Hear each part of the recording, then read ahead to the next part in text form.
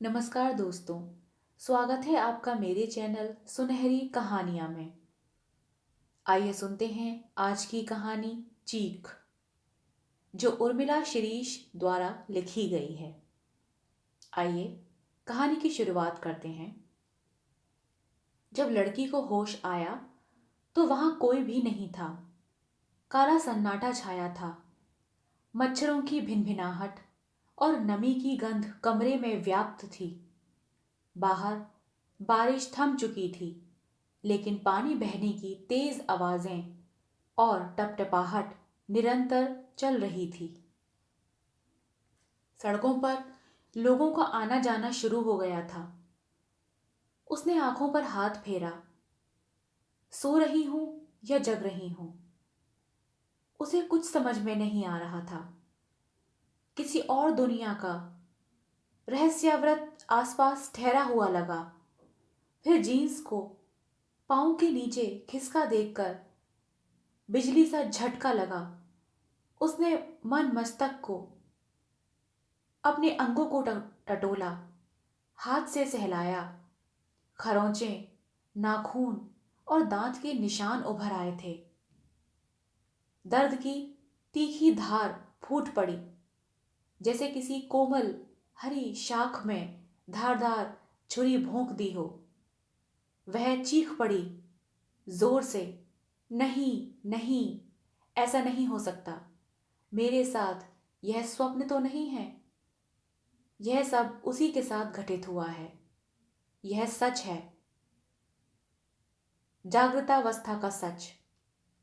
उसने सिर पर जोर जोर से मुक्के मारने शुरू कर दिए। क्या बेवकूफी है, क्या सोच रही है? क्या थिएटर में बैठी है?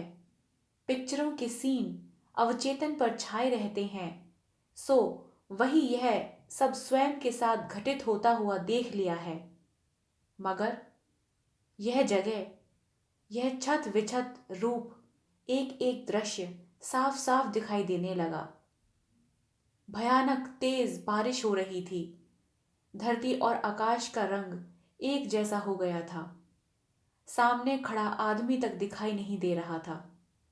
तेज हवा के थपेड़ों के कारण 2 बार स्लिप होकर गिरते गिरते बची थी। रोज की देखी जानी पहचानी सड़कें थीं। वही समय था जब वह बैडमिंटन की प्रैक्टिस करके लौटा करती थी। वही ऑफिस थे, वही घर थे। सोचा थोड़ी देर के लिए खड़े हो जाते हैं। हालांकि उस समय उसे माँ की हिदायतें भी याद आईं कि कहीं रुकना मत। मगर भीषण पानी में सड़क पर खड़े होने या गिरने पड़ने से तो बेहतर था कि कुछ देर के लिए रुक जाए। और भी लोग खड़े थे। पानी थमने का नाम ही नहीं ले रहा था। सड़कों पर पानी नालों की तरह बह रहा था। अंधेरा बढ़ता जा रहा था। उसका दिल घबराने लगा। चलना चाहिए, जो होगा देखा जाएगा। आज का दिन ही खराब है। उसने स्कूटर स्टार्ट किया, मगर वह स्टार्ट नहीं हुआ। आप स्कूटर स्टार्ट कर देंगे? उसने एक आदमी से कहा, जो कि रेनकोट पहनने के बावजूद पूरा भीग चुका था। प्लग में पानी भर गया होगा। यहां फोन तो है, सामने है। वह भागकर दूसरी तरफ गई, मगर वहां 2 लड़कों को देखकर वापस लौट पड़ी। न जाने क्यों उसे वहां जाना ठीक न लगा। वे लड़के उसके पीछे पीछे आकर खड़े हो गए। अब वहां कुछ ही लोग थे। अचानक ही शटर गिरने की आवाज सुनाई दी। पहले तो उसे लगा जोर से बादल गरजे हैं, कहीं बिजली गिरी है। घुप अंधेरा हो गया। शटर बंद क्यों की? खोलो।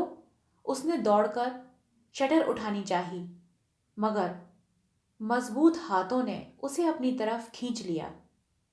जोर से, निर्ममता के साथ। उसकी आवाजें हाहाकार करती बारिश में विलीन हो गईं।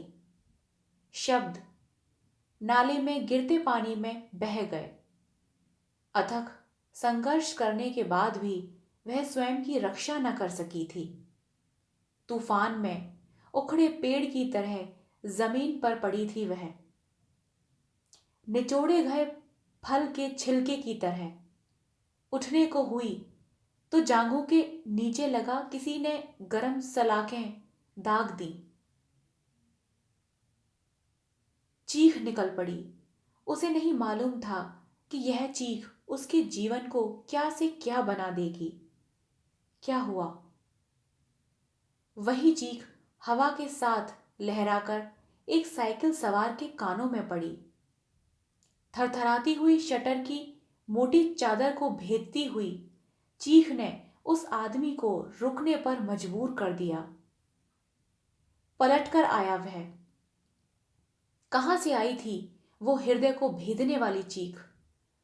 क्षणों तक उसने इधर उधर देखा। नजर शटर पर जाकर ठहर गई। ताला नहीं लगा है इसमें, इसी के अंदर तो नहीं है कोई। उसने शटर उठाया। मुझे घर पहुंचने दो, मुझे घर पहुंचा दो। सामने बैठी लड़की गिड़गिड़ाकर बोल रही थी। उसे डर था कहीं यह आदमी भी उसे घसीटकर जमीन पर न डाल दे। आदमी चकित सा हैरान उसे देखे जा रहा था। इसी बीच देखो क्या हो गया कि उत्सुकता लिए और भी लोग आ गए थे। बारिश अब तक कुछ कम हो गई थी। फोन नंबर बताओ, कहाँ रहती हो? थोड़ी देर बाद ही पिता सामने खड़े थे। पिता को लगा एक्सीडेंट हो गया, मगर यहां तो कुछ और ही दृश्य था। उसके पांव से जमीन धसकने लगी। एक शिलाखंड चकनाचूर पड़ा था। लोगों की फुसफुसाहटें बढ़ती जा रही थीं। वहशी थे। कौन थे? क्या किसी ने नहीं बचाया? अकेली लड़की को देखकर अब क्या होगा? बेचारी, जिंदगी बर्बाद हो गई इसकी तो। आजकल की लड़कियां भी तो सुनती नहीं हैं, कहीं भी चल देती हैं। कोई सोचकर चलता है कि ऐसा होगा? अरे, यह तो अपने वर्मा साहब की लड़की है। हो गई इज्जत बर्बाद इसके खानदान की। इस तरह की बातें वहां खड़े लोग लगातार कर रहे थे। पिता नजरें नहीं उठा पा रहे थे। होठ मृतक के समान जकड़ गए थे। उन्होंने कार का दरवाजा खोला और तेजी के साथ लड़की को लगभग खींचते हुए से बिठाकर इतनी तेजी के साथ कार चलाकर ले गए मानो इस जगह की धरती फटने वाली हो। मां तथा अन्य लोग गेट पर खड़े राह देख रहे थे। उन्होंने एकदम दरवाजे के पास आकर गाड़ी अड़ा दी। वह लागती घसीटती हुई चल रही थी। मुश्किल से कुछ कदम चलकर भीतर पहुंचा जा सकता था। क्या हुआ? कहां चोट लगी? किसने किया एक्सीडेंट? अस्पताल क्यों नहीं ले गए? पूछते लोगों को यकायक ही आसमान को थर्रा देने वाली चीखें सुनाई पड़ने लगी। अनियंत्रित पागलों सी आवाजें लगा रहा था। नदी की वेगवती धारें हजारों फीट गहराई से जाकर गिर रही हों। वही धर्राता हुआ रुदन सबके हृदय में उतरता जा रहा था। सबके चेहरे पर बिजली तड़क गई। बेचैन से वे सब खिड़की से झांकने लगे। लड़की की देह औंधी पड़ी थी। घायल चिड़िया की तरह तड़प रही थी वह। बहन उसको दबाकर बैठी थी। समझते देर न लगी। आखिर दुनिया की बदसूरत सच्चाई सामने से यातनादायी रूप से गुजरने लगी। आज किसी ने भी जाने की अनुमति नहीं मांगी। एक के बाद एक लोग चले गए। अफसोस और चिंता के शब्द जबान पर थे। आंखों में दया का भाव उमड़ आया था। बाहर अचानक घोर निस्तंभता छा गई थी। बड़े गेट पर ताला लटका दिया गया था। कमरे का दरवाजा बंद किया और फुल स्पीड पर पंखा खोल दिया। पंखे की ध्वनि पूरे कमरे में गूंज रही थी और दूसरा पंखा उनके अपने भीतर चल रहा था। हृदय के चिथड़े करता हुआ अब क्या होगा? उनका मन उद्भ्रांत था, मगर सामने बैठी पत्नी सिर झुकाए थी। पहाड़ सा बोझ उनके सिर पर रखा था। आंसुओं की धारा निशब्द बह रही थी। क्या इतना चुप होकर रोया जा सकता है? पूरा शरीर लकवाग्रस्त हो गया हो। ऐसा ही लग रहा था उनको देखकर। उनके पांव थपथपाएं ताकि वे हिलें, मगर कोई हरकत न हुई। कहीं कुछ हो तो नहीं गया इन्हें, सोचकर कांप गए वे। बहन चाय बनाकर ले जा रही थी, फिर पानी, फिर कपड़े। घर में सभी गूंगों के समान बैठे थे। कौन बताए, क्या बताए, किसको बताएं? कौन थे? पहचान पाएगी? भाई मुश्किल से बोल सका। उसके चेहरे पर लावे की तपिश और आंखों में लाल गोले फूट रहे थे। उसे लग रहा था किसी फिल्म का घिनौना दृश्य उसकी चेतना पर चिपका हुआ है, मगर बहन को सामने यूं पड़ा देखकर सच मन को मथे दे रहा था। अभी कोई बात मत करो, बहन ने भर्राया कंठ से कहा। उसका शरीर सिरहन से भरा था और वह जो भी चीज उठाती थी वह हाथ से छूटकर फिसल जाती थी या गिर जाती थी। लग रहा था महीनों बाद बीमारी से उठी हो। अंधकार घुप और अवसादमय हो गया था। मेघ आकाश को आच्छादित किए हुए था। कीड़े पतंगे उड़ उड़कर लाइट पर मंडरा रहे थे। बारिश का पानी जगह जगह भरा हुआ था। केंचुए ही केंचुए पड़े थे, लाल केंचुए। घर में मानो ऐसा सन्नाटा छाया था जैसे मृत्यु के समय जो लोग परस्पर बात भी नहीं करते हैं, मिलकर विलाप या शोक मनाते हैं, इस मातम में तो कोई किसी के साथ बैठ भी नहीं पा रहा था। बात करना तो बहुत दूर की बात है। लगातार फोन की घंटियां बज रही थीं। इस बार उन्होंने रिसीवर उठाकर रख दिया। रिपोर्ट करनी चाहिए, बदनामी करवाने के लिए। और मेडिकल? शोभा यानी डॉक्टर को फोन कर दो या ले आओ। अब क्या होगा? पापा ने बोला। यह सिर पकड़कर बैठ गया। मां का कलेजा फटा जा रहा था।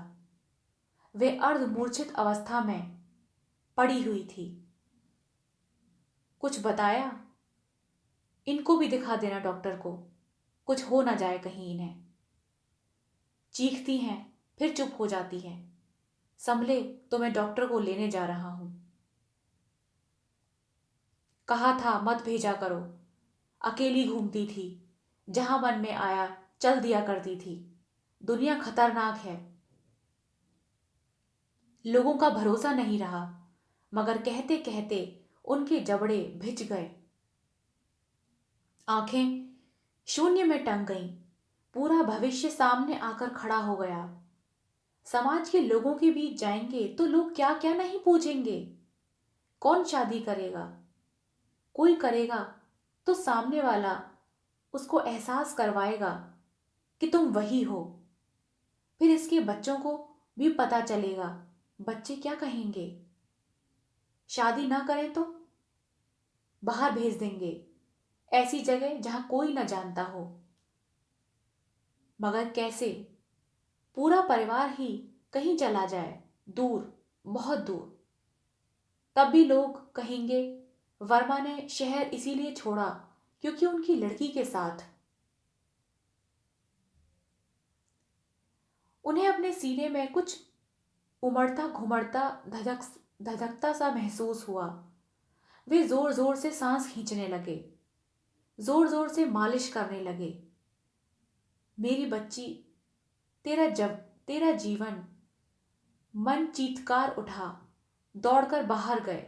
खुली हवा में अंधकार निबड़ था, सनसनाता हुआ। कितनी देर तक खड़े रहे वह। मन फड़फड़ाया, जाकर सांत्वना दें उन्हें, छाती से लगा लें, मगर उतनी ही तेजी के साथ पीछे पलट गए। धम्म से वहीं बैठ गए कुर्सी पर। खुली आंखों के सामने उन्होंने रात को बीतते हुए देखा। खबरें तो फैलनी ही थीं, सो सुबह से ही पारिवारिक मित्रों का आना शुरू हो गया। मित्रों के चेहरे पर क्रमशः के भाव थे। वे पूछें, क्या बताने वाली मने स्थिति थी? कुछ पता चला? रिपोर्ट करवा दी? जो होना था वह तो हो चुका। सवाल यह है कि बच्ची को कैसे संभाला जाए। बहुत बुरा असर पड़ सकता है। सामने दिख तो जाए, मैं गोली मार दूंगा उनको। जितनी दुनिया आगे बढ़ रही है उतनी ही जिंदगी असुरक्षित होती जा रही है। बहू बेटियों की इज्जत सुरक्षित ना रहे तो क्या फायदा। उसकी कैसी तबीयत है? सदमे में है। डॉक्टर को दिखा दिया? रात में देख कर गई थी। कहाँ गई थी? खेल कर आ रही थी। कितने थे? एकाएक प्रश्न पूछे जा रहे थे। प्रश्नों ने उनको भस्म कर दिया। जितनी बार प्रश्न के तीर छूटते उतनी ही बार वह भस्म होकर मृत प्राय हो जाते। आंखें झुक जाती। उठकर भीतर चले गए। मित्र ने अंदर से आती हुई कराहें सुनी तो भाग कर गए। अपने कहे शब्दों की धार उन्हें महसूस हुई। आप इतने कमजोर पड़ जाएंगे तो बाकी का क्या होगा? वह मेरी भी तो बच्ची है, मैं समझ सकता हूं। सामना तो आपको ही करना पड़ेगा। उनके कंधों को थामकर समझाने लगे मित्र। क्या होगा उसका? कहां लेकर जाएं? उनकी आंखों से आंसू टपक रहे थे। पिता की मृत्यु पर भी आंखें सिर्फ नम हुई थीं, लेकिन अभी आंसुओं में डूबी हुई थीं। घर से कोई नहीं निकल रहा था। भाई ही अलबत्ता इस बीच एक दो चक्कर लगाकर आया था उस जगह का। मिल भर जाए एक बार, मैं कैसी दुर्दशा करूंगा उनकी। ऐसी जगह ले जाकर मारूंगा कि चील कोए नोच कर खाएंगे। मगर जब बाहर जाऊंगा तो लोग कैसे देखेंगे मुझे? क्या कहेंगे? नहीं, मेरे दोस्त ऐसे नहीं हैं। उनको भी दुख होगा। वे मेरा साथ देंगे। यह भी तो हो सकता है कि उन्हें कुछ पता ही ना हो। मैं खुद होकर नहीं बताऊंगा। उसका पोर पोर हजारों बिच्छुओं के मारे डंक सा दुख रहा था। जहर पूरे शरीर में दौड़ रहा था। आंखों में नींद न थी, न खाना खाया जाता। कितना नाज था उसे अपनी बहन पर। इतनी अच्छी प्लेयर। उसी ने तो जिद करके ज्वाइन करवाया था। अब क्या होगा उसका? वह चुपके से उठकर गया और झांक कर देखा, वह करवट लिए लेटी थी। और वक्त होता तो पीछे से जाकर एक मुक्का मारता, दिन भर की बातें बताता, उसकी बातें सुनता, उसकी सहेलियों के बारे में कुछ हंसी मजाक करता। वह कॉफी बनाकर देती, वह दो चार नखरे दिखाता। कदमों की आहट रोके वह वहीं खड़ा रहा। आखिर हुआ क्या जो मेरे और उसके बीच इतनी दूरी आ गई?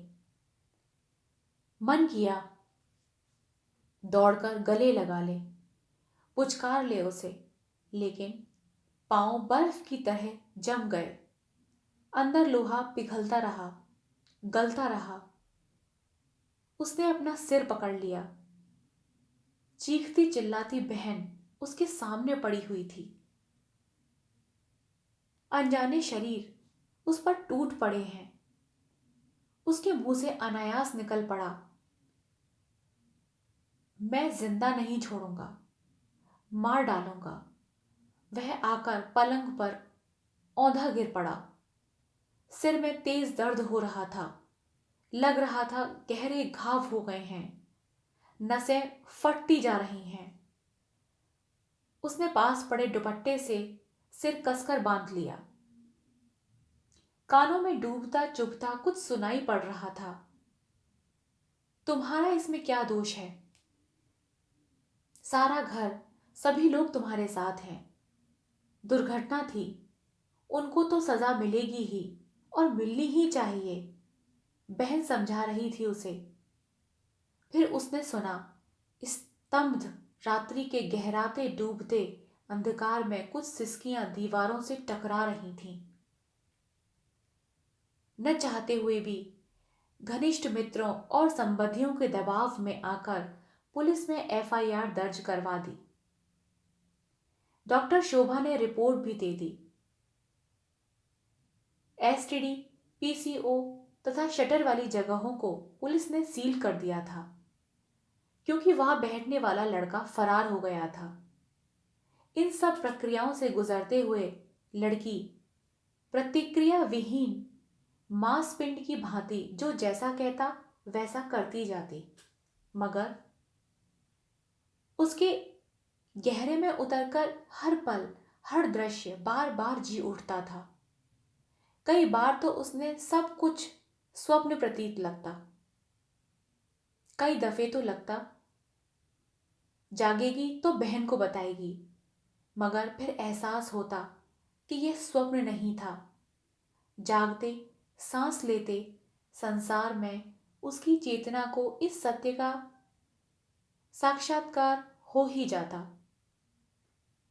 उसका घर था, कमरा था, पोस्टर थे, चुप रहने वाली मां थी, गूंगी बहरी सी। भाई था जो हर पल बेचैनी और दावानल में सुलगता पूरे घर में घूमता रहता था, चक्कर काटता हुआ। कहाँ जाता था, कहाँ से आता था, किसी को खबर नहीं लगती थी। उसकी आंखों में एक आग धधकती हुई दिखाई देती थी कि वह सहर जाती थी। खाना खाते वक्त वह गिलास पटक देता था, या थाली, या अपने कपड़ों को गोल गोल लपेटकर उछाल देता था। अनायास ही किसी कीड़े या चींटे को पांव से इतनी शक्ति के साथ रगड़ देता जैसे उसका नामो निशान मिटा देना चाहता हो। आत्मा पर निराश तथा संताप की परतें जमती जा रही थीं। कितना कुछ कहना चाहती वह, मगर होठ ही नहीं खुल पाते। बोलने को होती तो जीभ ऐंठने लग जाती, जैसे अंदर से किसी ने सिरा पकड़ लिया हो। वही आंखें हैं, मगर इन आंखों में उन्हीं विभीत दृश्यों की भीड़ लगी रहती है। जैसे ही बाहर की दुनिया का ख्याल आता, उनके चेहरे सामने आ जाते। बैडमिंटन खेलने के लिए जाएगी तो सब पूछेंगे क्या हुआ था। क्या बताएगी वह? अगर बताएगी तो फिर पूछेंगे कितने थे वह। वह आंखें बंद कर लेती, मगर फिर दूसरे चेहरे आ जाते। कॉलेज जाएगी तो वहां दोस्त पूछेंगी क्या हुआ था, क्या तूने विरोध नहीं किया था? भाग जाती, रुकी क्यों? तू इतनी कमजोर कैसे हो गई? कैसे थे? कितने थे? पूछते वक्त कैसे चेहरे बनेंगे उन सबके? दया, सहानुभूति, उत्सुकता और फिर मजाक। फिर जहां से निकलेगी वहां के लोग उसे देखकर कहेंगे, यह वही लड़की है जिसके साथ। हे भगवान, क्या इसके अलावा कुछ नहीं रहेगा मेरा अस्तित्व, एकमात्र उसकी पहचान का केंद्र बिंदु? यही घटना बन जाएगी? नहीं, बिल्कुल नहीं। मैं भाग जाऊंगी, चली जाऊंगी, इस दुनिया से दूर, इस पहचान से दूर। मगर मन, उसे कहां भगाओगी? वह तो साथ ही रहेगा। वह उठकर खड़ी हो गई। पूरी देह भिनभिना रही थी। कानों पर हाथ रखकर भीतर की आवाजों को झटकने लगी वह। सारा कमरा घूमता हुआ लग रहा था। आसमान नीचे गिरता हुआ दिख रहा था और धरती पाताल में धसकती जा रही थी। अंधकार का सघन वात्य चक्र चारों ओर घूम रहा था। कोई पकड़ो मुझे, रोको, देखो मैं उड़ रही हूं, मैं जमीन में धस रही हूं। मन ही मन चीख रही थी वह, मगर शब्द भंवर में फंसकर यहीं रह गए। थोड़ी देर बाद उसने देखा बहन उसे ग्लूकोज पिलाने के लिए आ गई और सर पर तेल मल रही है। टप टप टपकते आंसुओं ने उसके गले को धो दिया था। 4 सप्ताह से बाहर का मुंह नहीं देखा था। नहीं देखी थी सुबह की धूप, नहीं देखी थी दिन की चमक, नहीं देखा था संध्या बेला का उदास पतझड़ सा टुकड़ा। अकेली एक कमरे में बंद थी वह। कमरे से बाथरूम तक उसका आना जाना था।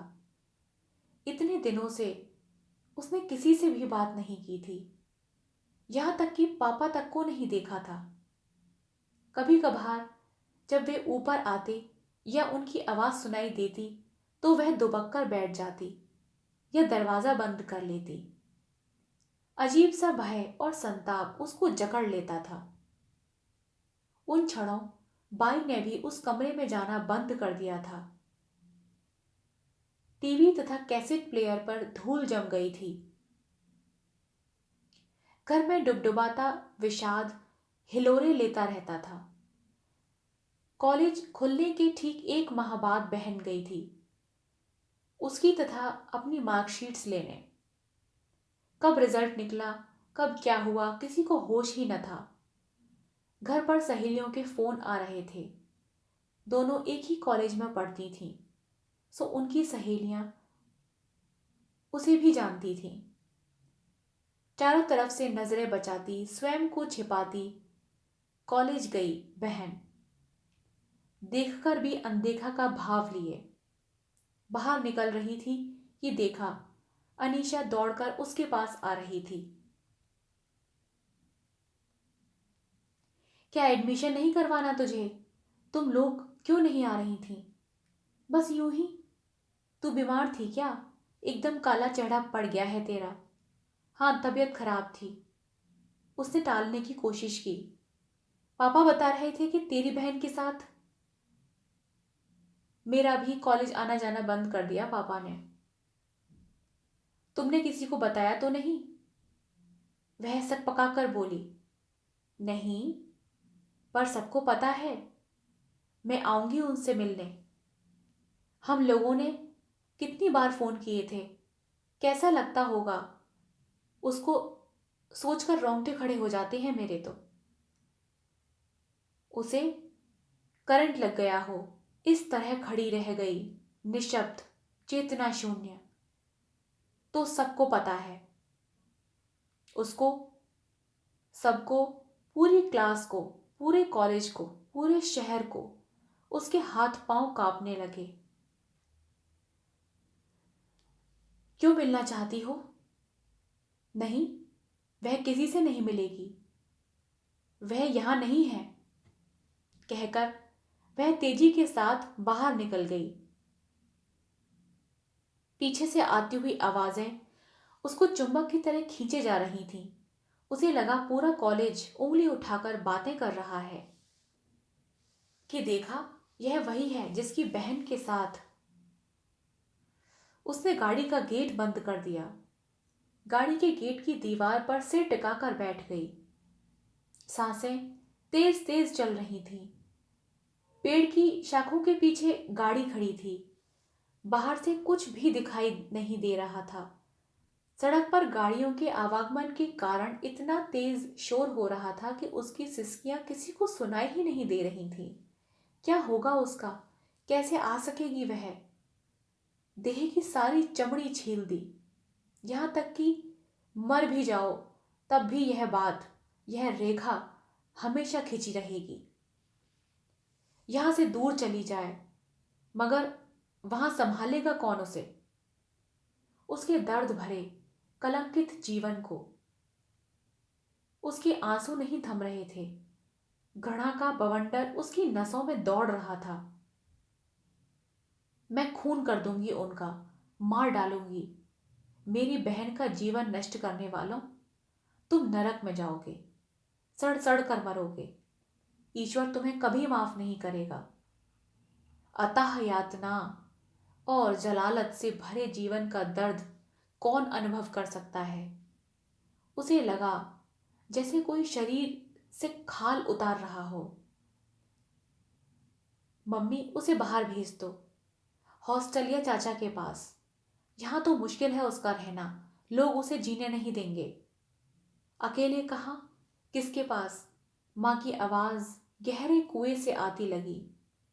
आजकल वे कभी कभी ही बोलती हैं। हॉस्टल में, यहां तो सबको पता चल चुका है। मां ने भावहीन आंखों से कमरे की तरफ देखा, फिर रुंधे हुए गले से बोली, आवेश में आकर कुछ कर बैठी तो? देखा नहीं था उस दिन? कभी ना कभी तो निकलना पड़ेगा ना। पूरी जिंदगी का सवाल है, पूरी जिंदगी। सचमुच उसकी जिंदगी सिवा सिवालों के कुछ रह ही नहीं गई थी। वह बहन के पास गई।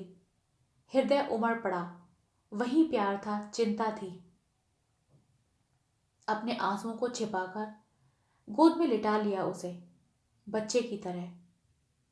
तुम्हारा रिजल्ट 70% रहा। फॉर्म ले आए हैं, लेट फीस के साथ जमा कर देंगे। वह मुस्कुराने की चेष्टा करते हुए बोली।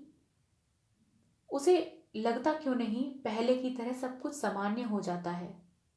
वही शोर शराबा, चीखना चिल्लाना, हंसना लड़ना, देर तक पिक्चर देखना, डांस करना, गीत सुनना। क्यों नहीं यह खामोशी टूटती है? क्यों नहीं सब एक साथ बैठकर बातें करते हैं? क्यों नहीं डाइनिंग टेबल पर खाना खाते? क्यों भुला नहीं पाते सब कुछ? मगर कैसे? जंगल में लगी आग का और छोर हो तब ना। कोई छाया है तो उन सब के बीच में पसरी है। लड़की ने मार्कशीट की तरफ देखा तक नहीं। बहन का चेहरा और आंखें देखती रही। उसको पता है ना, वह पूछ रही थी आंखों से। बहन ने मुंह फेर लिया। दोनों बहनों के भीतर समंदर हिलोरे ले रहा था। वो छायाकृतियां तांडव कर रही थीं। धप धप दोनों ने एक दूसरे का हाथ कसकर पकड़ लिया। तुम्हें हिम्मत से सबका सामना करना होगा, दर्द की आखिरी सीमा तक। अपमान, घृणा, उपेक्षा और तानाकशी की आखिरी हद तक।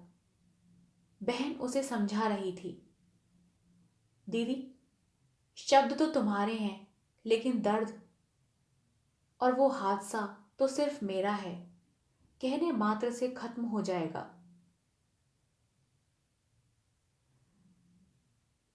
क्या और ज्यादा गहराता जाएगा, फैलता जाएगा, भीतर बाहर सब जगह। काश ऐसा होता कि मस्तिष्क की कोई नस कट जाती या फेंक दी जाती है, ताकि हम बेजुबान हो जाते हैं, बेजान हो जाते हैं।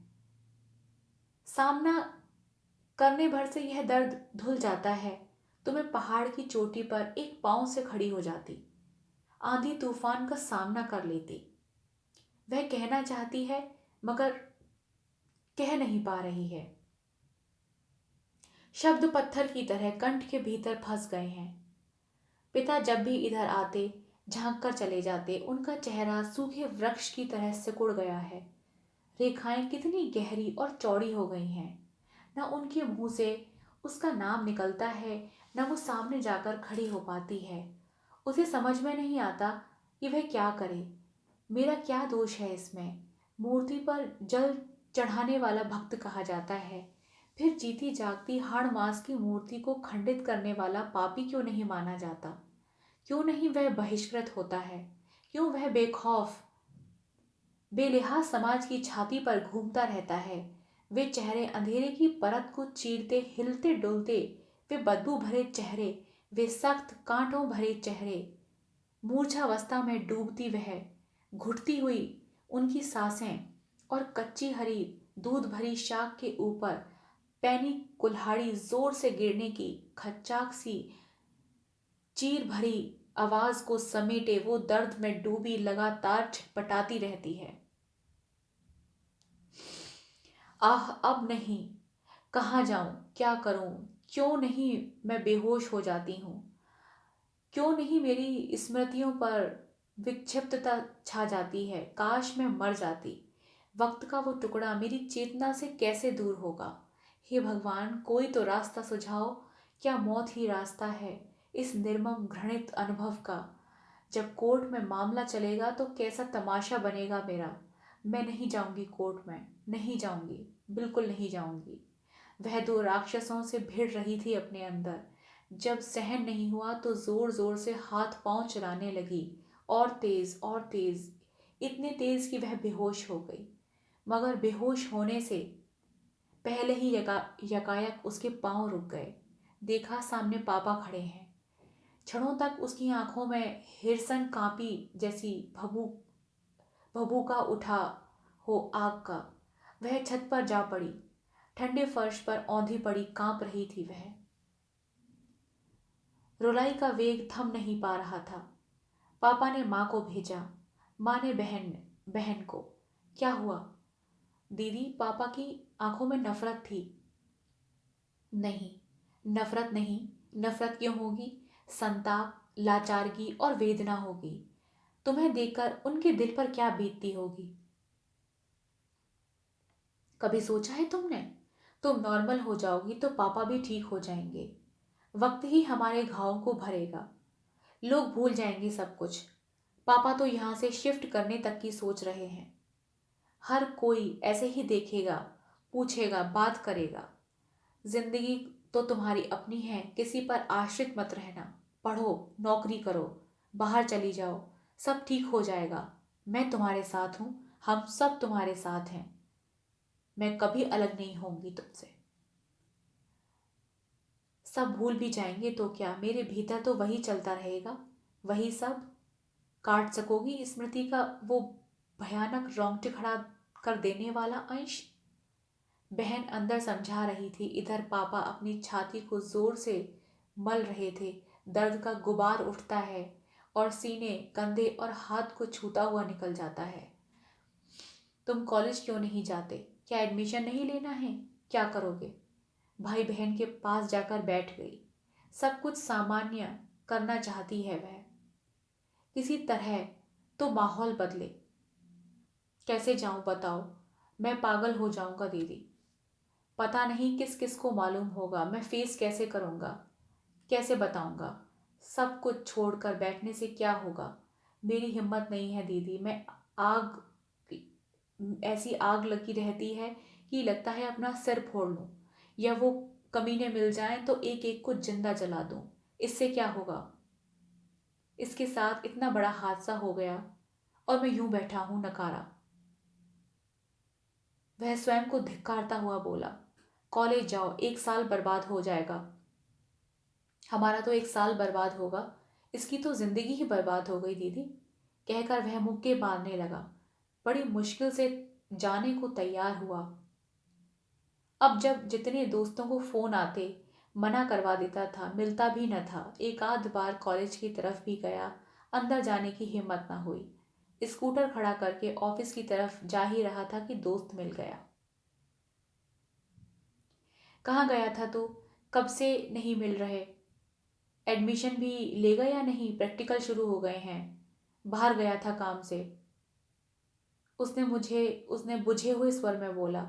घर में कोई प्रॉब्लम है क्या? खास नहीं। क्या किसी ने कुछ बताया? उसने आशंकित स्वर में पूछा। कोई बता रहा था कि जाने भी दो। बता, तू कॉलेज कब से आ रहा है? क्या बता रहा था? तेरा रिजल्ट क्या रहा? नहीं, तू बोल रहा था ना कि कुछ बता रहा था। वह आवेश से कांपने लगा। पुलिस में रिपोर्ट तो की है। कुछ पता चले सालों का फाड़ कर रख देंगे। मैंने कितनी बार फोन किया था कि जाकर पता करूं, मिलकर ढूंढें, मगर कोई बात नहीं करवाता था। कुछ पता चला कि वे कौन थे। वह जानता था कॉलेज आने से यही सब होगा। इन्हीं सवालों की पैनी धार पर चलना होगा। कुछ मत कहो। उसकी आंखों में निरीहता का भाव उतर आया। होंगे तो आसपास के ही, मिले तो एक बार। हम लोग इतने परेशान थे, बहुत टेंशन हो गया था यार। हम कोई नामर्द थोड़े ही हैं। क्या करूं? कुछ समझ नहीं आता। अरे, तुम्हें क्या हो गया? क्या बीमार था? इतना दुबला हो गया तू, मैं पहचान भी न पाया। घर में सब कैसे हैं? बहन तो ठीक है ना? दूसरे मित्र ने तपाक से पूछा। प्रश्नों पर प्रश्न करते हुए उसके मित्रों ने उसे घेर लिया। अच्छा ये बता, वो अकेला था या? दोस्तों ने शब्दों को चबाते हुए पूछा। चुप रहो तुम सब, भगवान के वास्ते चुप रहो। वह इतनी जोर से चिल्लाया कि आसपास के लोग चौंक कर देखने लगे। सॉरी यार, माफ कर दे। तेरी बहन क्या मेरी बहन नहीं है? मैं समझ सकता हूं तेरे दिल पर क्या गुजर रही होगी, मगर हम भी कैसे भाई हैं? हमारी बहन के साथ इतना बड़ा हादसा हो गया और हम सब मुंह छिपाकर बैठे हैं। दोस्त ने उसके कांपते हाथों को पकड़कर सहानुभूति के साथ कहा, मगर वह वहां रुक न सका। उसने स्कूटर स्टार्ट किया और हवा में उड़ता गिरता हुआ घर पहुंचा। तनादन सीढ़ियां चढ़ता हुआ ऊपर आया और जोर से दरवाजा खोला। सामने लेटी बहन का हाथ पकड़कर लगभग घसीटते हुए बोला, चलो बताओ, पहचानो कौन थे वे? मैं मुंह नहीं देख पा रहा हूं। चुल्लू भर पानी में डूबकर मर जाना चाहिए मुझे। लोग सहानुभूति दिखा रहे हैं और मैं खामोश बैठा हूं। एक बार बता दो, मैं नोच कर फेंक दूंगा, मार डालूंगा उनको। नहीं भैया नहीं, प्लीज हमें मत ले जाओ। पागल हो गया है? पागल हो गया है क्या? कहाँ ले जा रहा है? माँ ने उसे अलग करते हुए कहा, लेकिन उसने माँ को भी धकेल दिया। दीदी और पापा भागे भागे आए। छोड़ो उसे, छोड़ो। पापा ने उसे धक्का देते हुए जैसे तैसे अलग किया। हमारा जीना मुश्किल हो गया है। घर से कहीं भी निकल कर जाओ तो पता चलता है कि सबको मालूम है। मैं पागल हो जाऊंगा, बिल्कुल पागल। पर घर पर दीवारों पर हाथ मारने लगा। यह क्या हो गया है हमारे साथ? हमने किसी का क्या बिगाड़ा था? अब हम यहाँ नहीं रहेंगे पापा। वह फफक फफक कर रोने लगा। इसमें इसका क्या दोष है बताओ? तुम बजाय हिम्मत बांधने के इस तरह की हरकत कर रहे हो। दीदी ने उसे परे धकेलते हुए चिल्लाकर कहा। लड़की हक्का बक्का सी रोए जा रही थी। उसकी पूरी देह थर थर कांप रही थी। हिचकियां नहीं रुक रही थीं। हम लोग कहाँ जाएं? क्या करें? मेरी मौत से आप लोगों की इज्जत बच सकती है तो मैं मर जाती हूँ। मुझसे तो पूछो कि मुझ पर क्या गुजर रही है, मेरा इसमें क्या दोष है? मुझे अपने ही भीतर से इतनी घिन आने लगी है कि मरने का जी चाहता है। कहकर उसने दुपट्टा अपने गले में कसना शुरू कर दिया। क्या करती हो? छोड़ो। तीनों उसको संभालने में लग गए। सचमुच ही वह मरते मरते बची। इन कुछ क्षणों में उसकी आंखें ऊपर को घूम गई थीं, बहुत ऊपर, कपाल के अंदर ब्रह्मांड में जैसे कुछ कांपा सहरा, सब कुछ डूबता सा लगा। अंधकार का महासागर और शून्यकाश में डूबती चेतना। गले से आवाज नहीं निकल रही थी। गर्दन पर दुपट्टे की रगड़ से गहरे निशान पड़ गए थे। अर्ध बेहोशी की अवस्था में पड़ी थी वह। तीनों लोग उसे घेर कर बैठे थे। उसके हाथ पांव ठंडे पड़ गए थे। तलवे मंजे मलते हुए, भयाक्रांत रोते हुए लग रहा था किसी ने उन सबके प्राणों को खींच लिया हो। वह घनीभूत लुबलुबाता वेदना में डूबा सन्नाटा सबके दरमियान पसरा था, जैसे अनंत छोर तक समुद्र पसरा हो, नीला मौन तूफानों और लहरों की उत्ताल गति को बांधे हुए। अब वह इतनी भयानक स्थित निर्मित हो गई थी कि वह आत्महत्या न कर ले। सब एक दूसरे के सब एक दूसरे से आंखें चुरा रहे थे। एक स्थान पर बैठे होकर भी बहुत दूर होते जा रहे थे। उनके आसपास इतनी मजबूत दीवारें तन गई थी कि वह मुक्त होने के लिए छटपटा उठे थे। लेकिन कोई था जो अट्टहास करता हुआ हृदय को फाड़ रहा था। लड़की ने आंखें खोलकर देखा। सघन मौन, विषाद, चिंता और वेदना में डूबे चेहरे। भाई कुर्सी में धंसा बैठा था। मगर मैं पहचान भी लूं उन सबको, और भैया ने आवेश में आकर कुछ कर डाला तो उनको मारा पीटा, तो वे भी तो भैया को मार सकते हैं, उनके शरीर को नुकसान पहुंचा सकते हैं। लड़की का दिल इस नए भय से सिहरने लगा। उसे अपने से ज्यादा अपने भाई की चिंता सताने लगी। पहचान लोगी क्या? भाई ने फिर पूछ डाला, एकदम इतने पास कि आंखें नहीं उठा पा रही थी। उसको ठीक से दिखाई भी नहीं दे रहा था क्योंकि अब उसे चक्कर आ रहे थे। हाँ, उसने सर हिलाया। कैसे थे वह? आदमी या लड़के? पहले कभी देखा था? याद करो। नहीं, वह हिम्मत जुटाकर बोली। अब शटर गिराए तो कितने लोग थे? कैसे थे? वह घुटनों में मुंह बांध दबाकर बैठ गई। उसके जबड़े भिजने लगे, नसों में सनसनाता हुआ जहर बहने लगा। लेकिन वह दृढ़ता से बताने की कोशिश करने लगी। वह अंदर से मरती हुई लड़की को झंझोड़ना चाहती थी। पर बताओ, बता दो, तुम चाहती हो कि मैं जिंदा रहूं तो बताओ। जिंदगी भर में इस बोझ के साथ जिंदा नहीं रह सकता। अपनी बहन के लिए कुछ नहीं कर सका। अपनी मुट्ठियां बांधकर आपस में टकराने लगा। भैया प्लीज, वह हाथ जोड़कर गिड़गिड़ाने लगी। क्या प्लीज? वह दहाड़ने लगा। आप मेरे पीछे अपनी जिंदगी क्यों बर्बाद कर रहे हैं? और तुम्हारी जिंदगी, इसीलिए बता दो मुझे, जल्दी बता दो, सब कुछ बता दो। अभी मात्र बीए ऑनर्स पास किया है उसने। पूरी पढ़ाई और करियर सामने है। स्टेट लेवल का उसका सिलेक्शन हो गया था। मगर सब कुछ बिखर पड़ा है, तहस नहस, कलंकित, अनिश्चित। शिमला जाओगी? वहीं रहकर पढ़ाई करना? नहीं, उसे यहीं रहने दो। यह हमारा दर्द हम ही झेलेंगे। माँ ने विरोध किया। उसे लगा यकायक ही वह किसी फेंकी गई वस्तु के समान हो गई है, जिसे कोई भी स्वीकारने से पहले जांचेगा, परखेगा, धोएगा और पोंछेगा। वह इतनी सी बात नहीं है, वरना पापा ऐसे क्यों हो गए हैं? अचानक बूढ़े और पस्त, दुखी, एकाकी। भाई ऐसा क्यों हो गया है, दुबला और बेचैन, छिटपटाता हुआ, सुलगता हुआ? मम्मी क्यों चुप हो गई हैं? दीदी क्यों नहीं हंसती है? क्यों नहीं कॉलेज जाती है? उनकी शादी कैसे होगी? लोग, परिचित अपरिचित, रिश्तेदार, कितना बड़ा परिवेश है। और उन सबके बीच वह है घायल। उसका सिर घूमने लगा। अंदर मशीन चल रही थी, सब कुछ काटती हुई। घरघराता हुआ उसका पहिया छाती को दबाकर घूमता है। पापा बता रहे थे कि एसटीडी पीसीओ वाला लड़का पकड़ा गया है। उनमें से एक को पहचान लिया गया है, मगर बाकी का पता नहीं चल पाया है। खबर सुनकर फड़फड़ाने लगी वह। विक्षोभ और घृणा से उसका हृदय फटने लगा।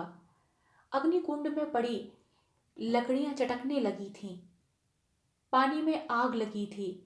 वह जल रही थी दिन रात, तड़प रही थी। आने वाले दिनों के बारे में सोच सोच कर तड़प रही थी।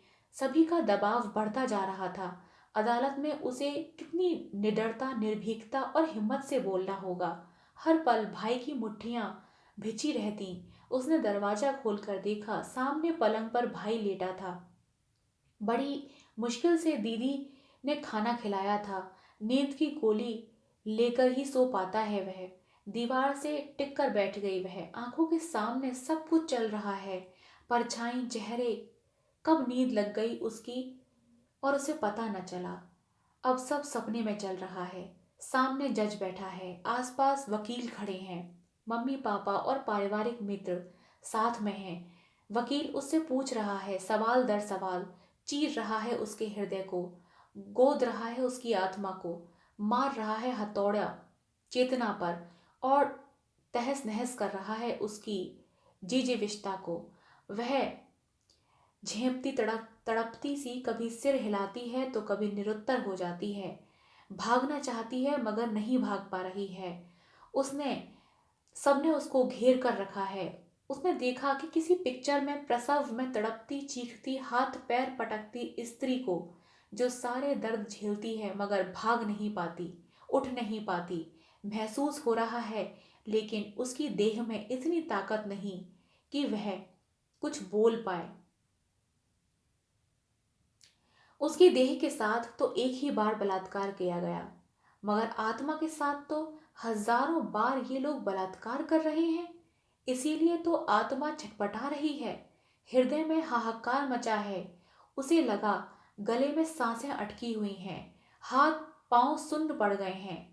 घबराकर वह उठ बैठी, हांफती हुई स्वयं को छूने लगती है। लाइटें बंद थीं मगर सभी लोग अनिद्रित थे। उसे कुछ भी समझ नहीं आ रहा था, सिवाय डरावनी परछाइयों के, जो कुछ नहीं देख पा रही थी। लग रहा था बेहोश हो रही है।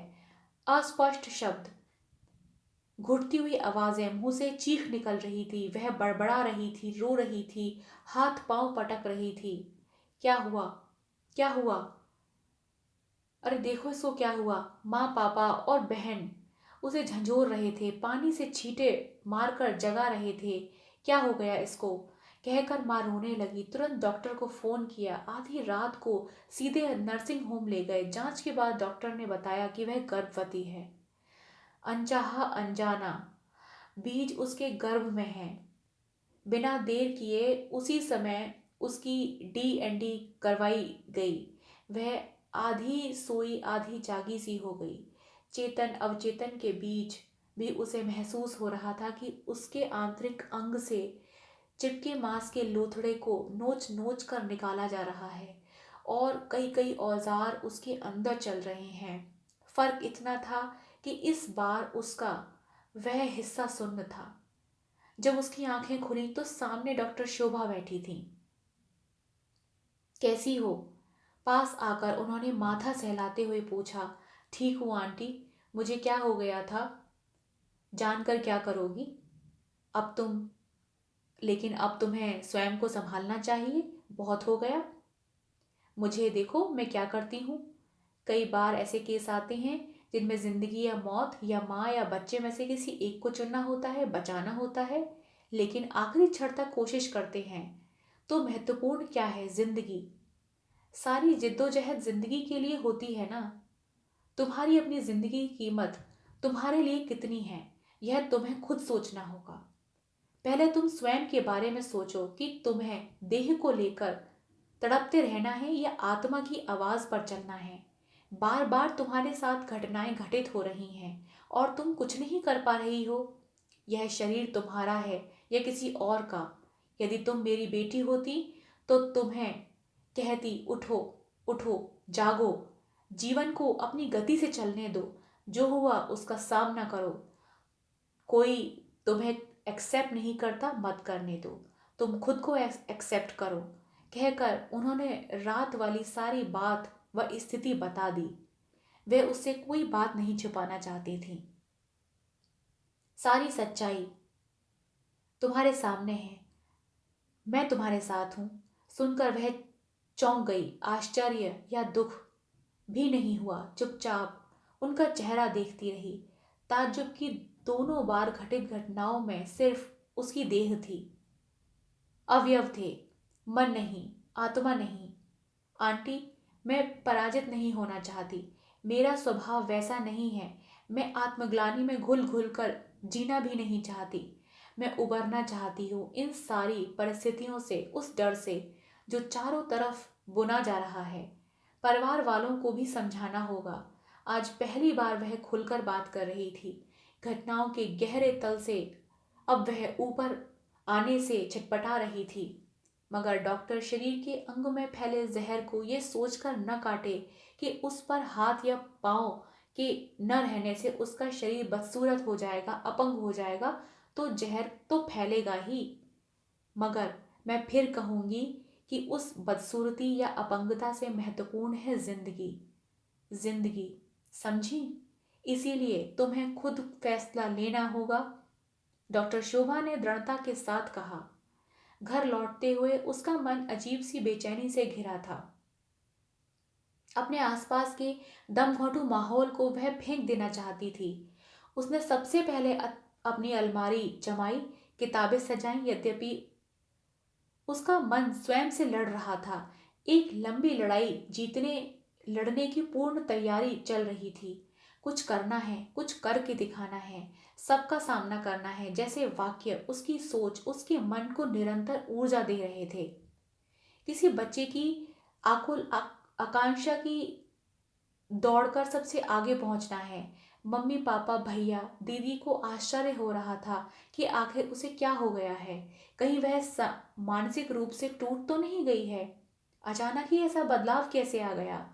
दीदी, मेरी मार्कशीट बताना, क्या तुम मेरे साथ कॉलेज चलोगी? मार्कशीट देखकर वह मुस्कुरा दी। उसने मार्कशीट को यूं स्पर्श किया जैसे किसी बेशकीमती वस्तु को छू दिया हो। उस घटना के बाद आज उसने सबके बीच बैठकर बातचीत की। दूसरे दिन वह ट्रैकिंग सूट पहनकर खड़ी थी, शरीर से कमजोर मगर मन से बहुत ज्यादा मजबूत। कहाँ जा रही हो? बाहर निकलोगी? तुम्हारा दिमाग तो ठीक है? स्टेडियम तक, उसने एकदम शांत और संयम आवाज में कहा। डॉक्टर ने मना किया था। और जाओगी तो सब लोग क्या कहेंगे? पूछेंगे तब। तुम्हें देखकर सब याद आ जाएगा। अब तक तो बात दबी अब तक बात दब गई थी क्या? बुरी तरह से घबराई माँ उसके सामने खड़ी सवाल जवाब कर रही थी। उसका व्यवहार एकदम बदल गया था। वे शंकित थी, कुछ कुछ सख्त भी। मैंने कोई गलती या अपराध नहीं किया जिसके लिए मैं जिंदगी भर आत्मग्लानि में घुलूं। मम्मी, मैं हर स्थिति का सामना करूंगी, चाहे मेरा कोई साथ दे या ना दे, कहकर वह बिना रुके, बिना कुछ सोचे समझे स्कूटर उठाकर चल दी। उसे लगा आज आसमान एकदम साफ और चमकीला है, जानी पहचानी सड़क, और अपने स्कूटर पर चलाते हुए उसका मन हवा से बातें करने लगा। आशा करती हूँ आपको यह कहानी पसंद आई हो। यदि आपको यह कहानी पसंद आई हो तो कृपया कहानी को लाइक और चैनल को सब्सक्राइब करिएगा। मिलते हैं एक नई कहानी के साथ। तब तक के लिए नमस्कार।